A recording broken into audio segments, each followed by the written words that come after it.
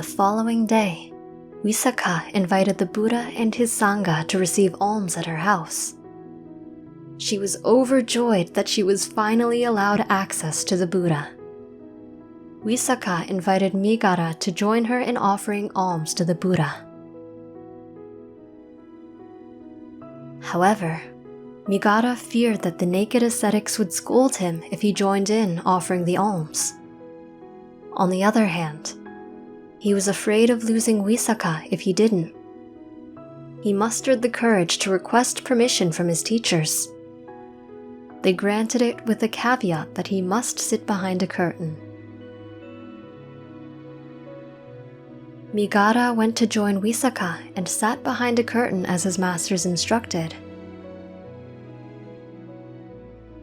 The Buddha tailored his sermon to Migara. The Buddha had the special ability to see into our many past lives.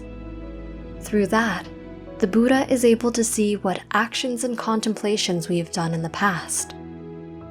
Thus, the Buddha knows the most effective and direct way for us to shed our delusions and misunderstandings about the truth as it exists in this world.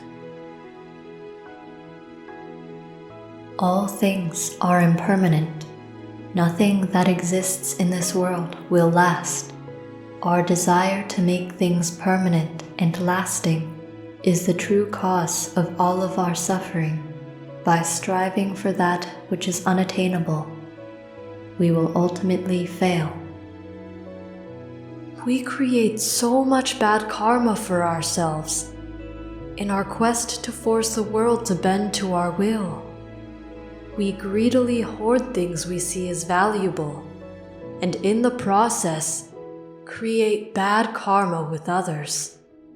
We convince ourselves that these items truly belong to us, yet they deteriorate and act according to their own nature, regardless of our actions.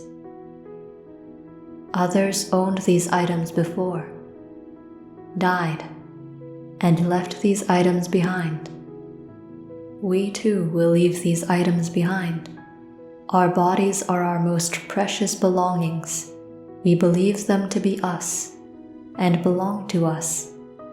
Yet they too, no different from all things in the world, will deteriorate and eventually die.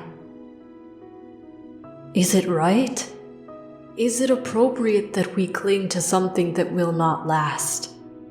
This is the path to suffering and disappointment.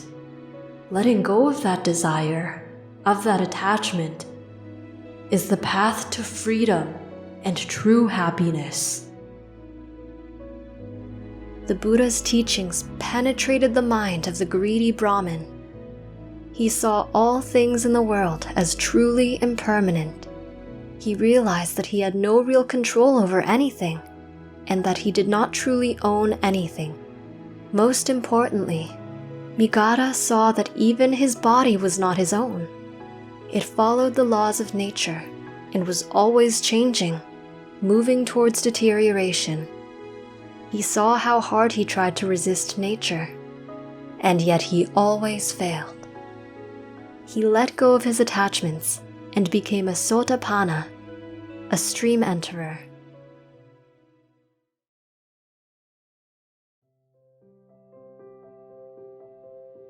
Visakha saw Migara and went to see if he was okay. Migara was crying and shaking from his newfound realization and awakening. Father, are you all right? Is something wrong, Father? Crying, Migara said, My dear Visakha,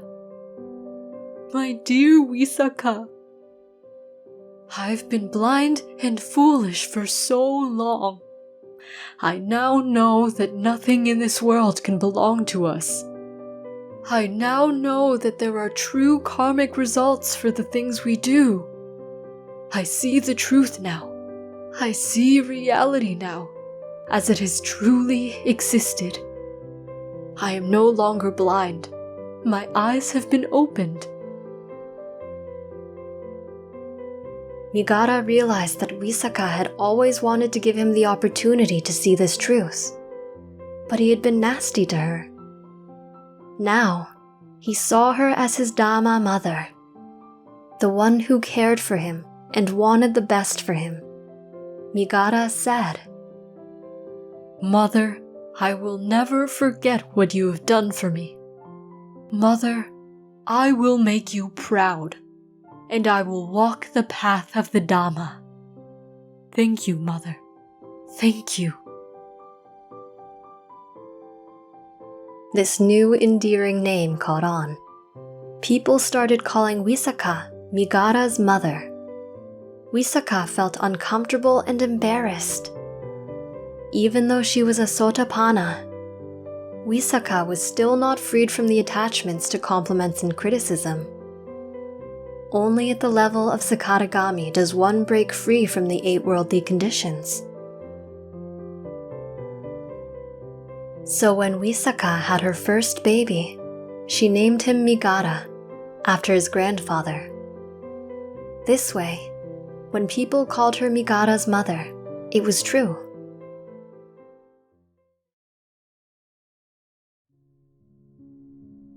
Wisaka had 20 children, 10 boys and 10 girls. Each of her children went on to have 20 of their own children. All of her children and grandchildren were Dewas who had cultivated good karma, and now wished to be born with her. Wisaka had a special characteristic. Even as she aged, her face and skin did not.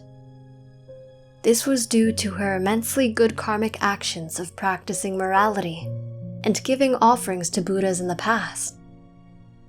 Even when she was 120 years old, she still looked as if she were 20. Wisaka was never tired of looking after her large family.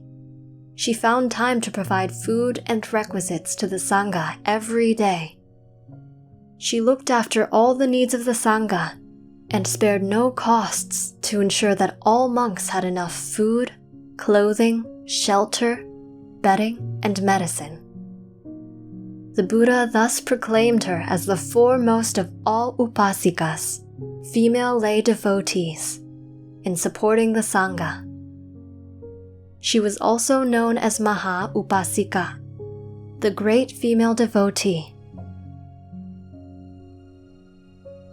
One day, Wisaka's favorite granddaughter Datta passed away.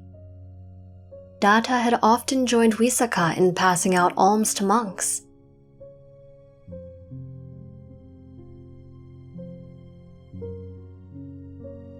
After Wisaka told the Buddha of her sorrows, the Buddha asked her, "Maha Upasika, if you could have your way, how many children and grandchildren would you wish to have?"